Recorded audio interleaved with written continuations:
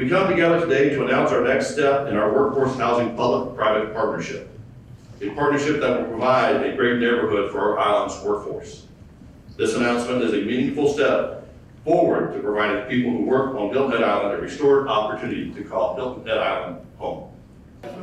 David, I feel like you are the one person here that we can always trace back to Charles Frazier. You know, you and I would probably both be wearing those plastic wristbands. What would Charlie Frazier do? Does this do that? Does this project start that process of doing what Charles Frazier envisioned for the island? I lived in workforce housing when I came to the island 50 years ago. It's so important for us to have a sustainable community. So yes, this is incredibly important to the community. So are you thinking this is as landmark a day as everyone else in the room, huh? Yeah, I, as the mayor said, it's part of the puzzle. There isn't one solution, but we have to be pushing as many buttons at the same time. How many more buttons need to be pushed? How much more needs to be done before you feel comfortable with where we're at in addressing the problem? A finite number doesn't do the trick. Yeah. And really what's so important is to provide housing for young people to come to the island and grow the community to the future. And that was my experience, and it's the experience of a lot of people. That's why it's so important for us to have housing that accommodates the young workers living on the island. And this could be the blueprint for more of that. Absolutely. Town Manager Mark Orlando's been in on this from the ground floor. This has been quite a process. Everyone's excited about it.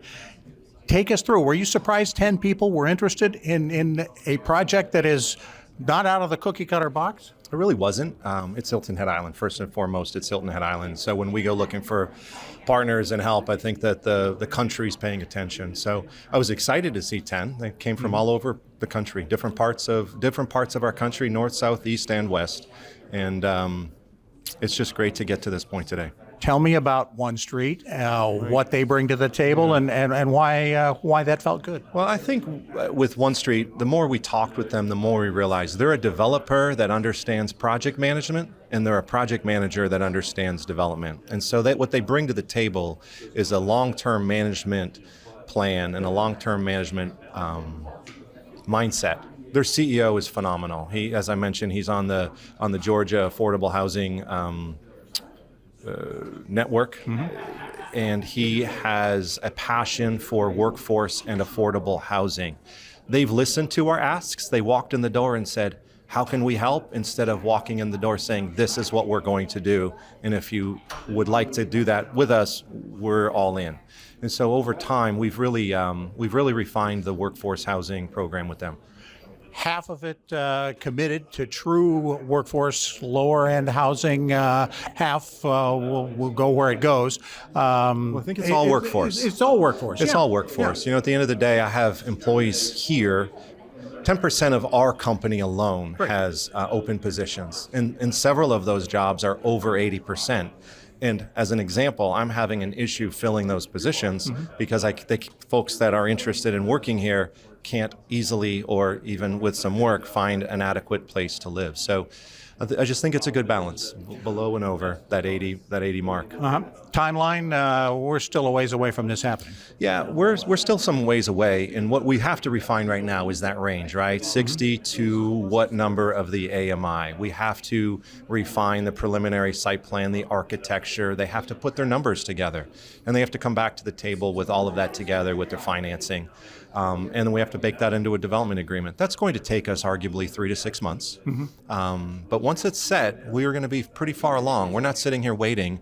We're doing a lot of work to get this site moving along between now and a development agreement. When are we going to put a key in a lock and have somebody move in? I mentioned today, all of next year to design, approve, and permit.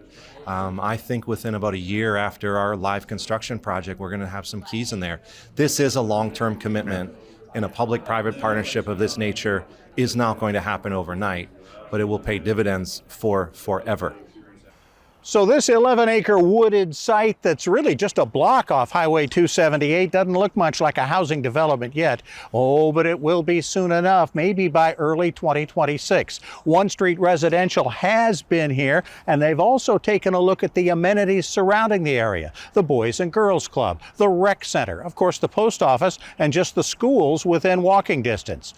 You can almost feel the energy starting to build now. We'll have more right after this on the WHHI Daily News.